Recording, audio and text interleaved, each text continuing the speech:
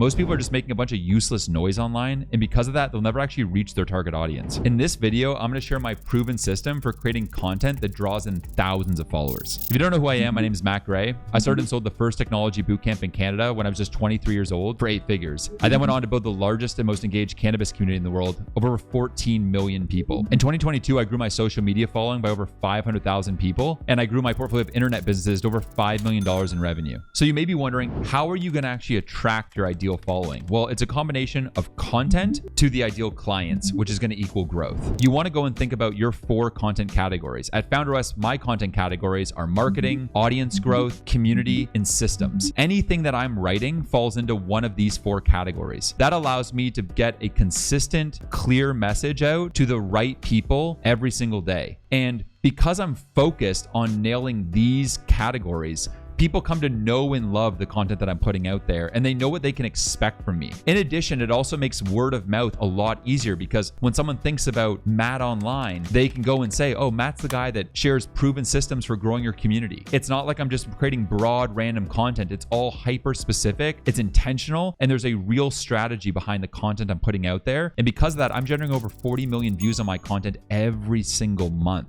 I would encourage you to get a pen and paper and go and jot down your notes for what are your 4 content categories. Pick a bundle of categories that kind of fit well together. This is going to become that drumbeat of your marketing. It's going to be that regular message that people come to know and love you for. And it's going to help you stand out from all the noise online and tap into the attention economy. All right, from there, now that you've got your 4 content categories, you want to formulate your distribution strategy. What I see founders do too often is they try to be okay on a lot of platforms. You know, they've got a TikTok going that they're posting irregularly to. They got Instagram going that they post here and there, and when they do, it's subpar. They've got tweets going out sometimes and carousels on LinkedIn going out once every couple weeks, and then they get burnt out over it and they stop for a few weeks, then they come back to it. This sort of sporadic content generation and publishing is a recipe for disaster. It doesn't work. If you want to stand out online, I would recommend picking 2 platforms to start, be consistent with a clear message for a specific target audience, and just stick with it and become amazing on those 2 platforms.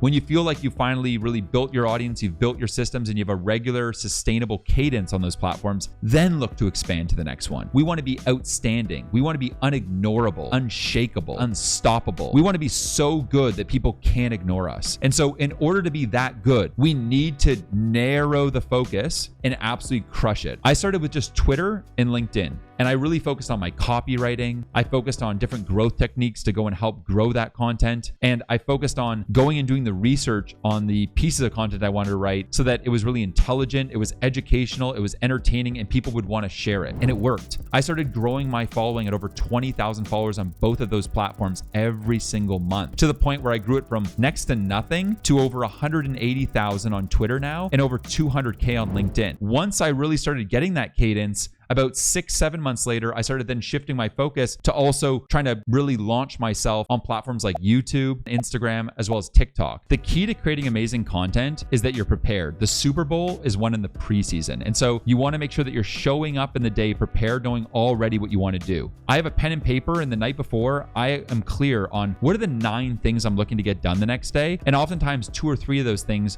are pieces of content that I want to create. From there, I'm waking up and I know in ranked order the things that I need to get done from 1 through to 9, and I'm just banging through those things. Once I've got a fair amount of them done, say 3, 4, I take a break, I go relax, and I come back to it, edit whatever I've got, publish, and that's kind of the creation process that I'm just continually rinsing and repeating. It all comes down to the content. We want to go make more money online. Content is key. And in order to build an audience, consistency is key. So to create amazing content and to be consistent, you need to show up every day prepared, and you need to have a sustainable content creation process. It can't be frantic. It can't be stressful. It can't feel daunting. It needs to feel exciting, fun, playful. And in order for it to feel that way, it's nice if you can separate it into these 3 chunks. So you have the sort of curation and inspiration phase, you have the actual writing creation phase, and then you have the editing phase. And then it's really just all capped off, which is publishing that stuff. And oftentimes people struggle with the publishing. They procrastinate or they have perfectionism syndrome. The truth is experimentation beats perfection any day. And so oftentimes people will ask me, well, where am I curating content from? Well, too many people are just consuming content mindlessly online. You want to start shifting from consumption to curation. When you go and say you're on Twitter or LinkedIn and you find a piece of content that really resonates with you, instead of just consuming, go and add that content to your Twitter bookmarks. Go and save that content to your LinkedIn saves. Go save that Instagram post to a collection. And then when you get into one of your creation sessions, go and use this inspiring content that you've saved somewhere as inspiration for what you're going to create or what you're going to write. The next aspect is we want to be amazing copywriters. Copywriting is a salesperson that never sleeps. Copywriting is the art of persuading people online to your way of thinking and getting them to purchase your product. 80% of the success of your writing is the hook. The purpose of your first sentence is to get someone to read the second sentence. And the purpose of the second sentence is to get someone to read the third sentence, and the third, the fourth, the fifth, and so on and so forth.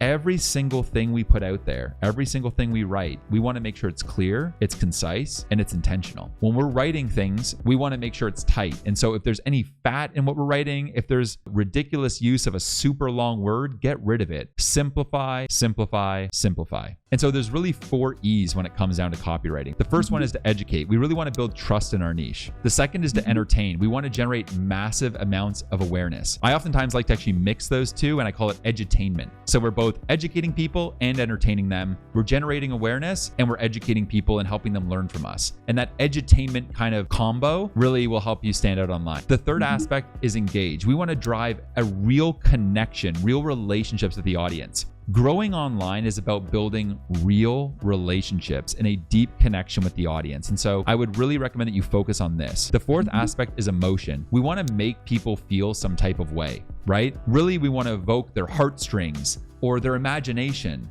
or really inspire them, or maybe make them angry or frustrated. Whatever emotion you're trying to drive doesn't matter as much. It just needs to be specific to what you're looking to do and how you're looking to stand out. The point is, though, that we're looking to leverage emotion to create content that's really memorable and to also create content that people want to share with 5 of their friends. When I'm going and writing my newsletter, as an example, every single Saturday, I'm thinking to myself, okay, someone's going to go read this. When they're at dinner and maybe they're having a drink over dinner with a friend later that evening, why would they go and talk about my newsletter with their friend? What story am I giving them? What emotion am I driving with them that will get them to remember what I wrote that morning on Saturday and then share it with their friend on Saturday evening over dinner? The next aspect is creating content that's contagious. Every single piece of content we create, we make sure that they check these 6 boxes, these 6 steps. Because when you create content that taps into these powerful elements, you are making stuff that is destined for virality, shareability, and it's going to go viral online. This formula really helps me create content that people can't help but share. So here's the 6 aspects. We have social currency, which is we want people to feel cool, feel smart when they're sharing our content. The second aspect is a trigger. So when someone thinks of proven systems for founders, I want them to think of me. When someone thinks about cannabis marketing, I want them to think of Herb. We want to go and develop these triggers. When someone thinks of tissue, they think of Kleenex. Shoes, Nike. What are your triggers? What are those words that you want to own in the mind of your consumer? Going and getting clear on those triggers and then using them strategically in your content will help you build more mind share and be top of mind, tip of tongue amongst your dream customer. The next aspect is emotion. So we want to make sure that we're driving some sort of emotion with our target audience so that they're more destined to share that content with other similar people in their network. This sort of referral strategy is going to help you build a referral flood to your business and ensure that every single piece of your content compounds. The fourth aspect is public. We want to make sure that not only are we building a massive following online, but that we're also ensuring that our content is being shared by others. This involves building real relationships with other pages online, other creators, other founders, and maybe getting them to share our content from time to time. The more public we are, the more it's out there, the more likely our message is to get shared and will become known online. The next aspect is practical value. We want to make sure that we're creating content that is genuinely useful to people, it's effective, and people want to share it with others because it has real value. I think if you're dialing in content that's both entertaining and educational, you're going to really dial into this. And so things to consider are like how-to content, or what is ...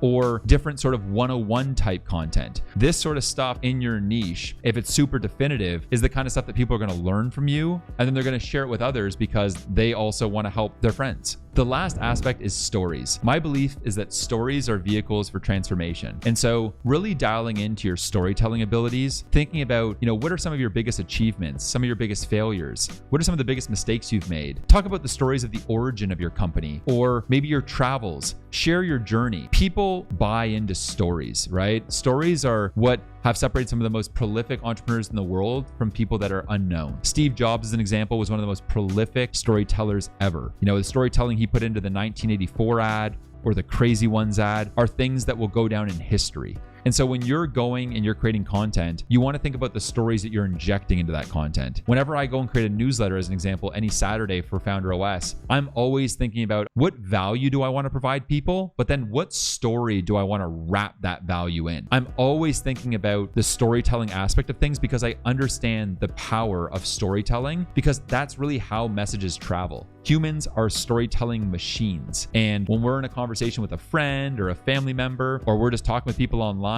the reality is that we're constantly telling different stories. We want to be arming our dream customer with stories that we know they will want to share with their friends. Word of mouth doesn't happen by accident. It's formulated intentionally. Be intentional about the stories you're telling online. All right, so the next aspect of growing a massive following online is to hack the algorithm with engagement pods. You probably want to go and find 7 other friends on a given platform. So if you're looking to grow on Twitter, go and find 7 other friends on Twitter. If you're looking to grow on LinkedIn, go and find 7 other friends on LinkedIn. And what you're going to go do is go and reach out to those friends, see if they're down to grow together on the given platform, add them into a WhatsApp group. And how it works is really simple. Each of you is able to share 2 posts per week into that WhatsApp group, and everyone else will go and comment and like. And when they share posts, you'll do the same thing. Now, what this does is trick the algorithm into boosting your content, because you've posted something and then say 6 other people have gone and engaged with it within the first, say, 30 minutes. So you're just going to get a little bit more algo juice on these given platforms. This works especially well for platforms like Twitter and LinkedIn. And it's a great way to also, more importantly, just build real relationships online. While I call it an engagement pod here, I really see it as more of a mastermind, because you're likely pairing up with other founders that are also looking to grow their audience, monetize their following, build a formidable business, and are probably going through some of the similar challenges that you're going through. And so not only are you assembling this group to kind of grow online, but I think you can also view it as starting to assemble a similar group of people to you, a similar group of founders, where you can help each other far outside just the engagement side of things. And so I like to have a long-term view with anything that I'm doing. And I also want to attack the algorithm on any of these platforms. And engagement pods are one part of that formula. The next thing you want to get clear on is your content tech stack. So now that you've got all your content sort of systems going, we want to think about the tech that we need to implement to kind of take things to the next level and ensure that we're not on some content hamster wheel. So for scheduling LinkedIn, I like to use Taplio. For finding top tweets, I use Twemex. For scheduling Twitter, I use Hypefury. For saving different content templates, I use Notion. For spelling and grammar, I use Grammarly. For my email newsletter, I use Beehive. For my community platform, I use School. For my course platform, I use Kajabi. And for my blog, I use WordPress. Now, the next thing we want to do is implement regular check-ins. You need to know your data. At Herb, over the last 10 years, every single week, we're analyzing what's the top 25% of our content that's really resonating with people. What are the keywords? What are the patterns of that content? And then we're looking at the worst content we've created. And then we're kind of analyzing, okay, what flopped? What do people not care about? What should we stop doing? And the continual iteration of doing more of what's working and stopping what's not working, while this seems super simple, most people completely ignore this process. We want to be looking at the data, looking at the numbers, have an intricate understanding of what's working and what's not working, and doubling down on the patterns for success. You also want to look at where your buyer's coming from. So there may be some content that you've put out there that's not only really resonated with your audience, but it actually resulted in a lot of conversions to purchase of your product or service. We want to make sure that we're understanding that content that has a high purchase intent and doubling down on those key patterns, because in that content, there's a lot of magic sauce that's going to help us make more money from our audience. And so not only do we want to pay attention to the content that got the most engagement or the most views, we want to look at the content that actually resulted in the most sales, because at the end of the day, that's what really matters, right? Is making money from our audience, not just building some massive following. All right, coming tomorrow, I'm going to help you monetize your following and put money in the bank. Until then, feel free poking around my channel and go and watch this video, which is my proven system for accelerating your business growth.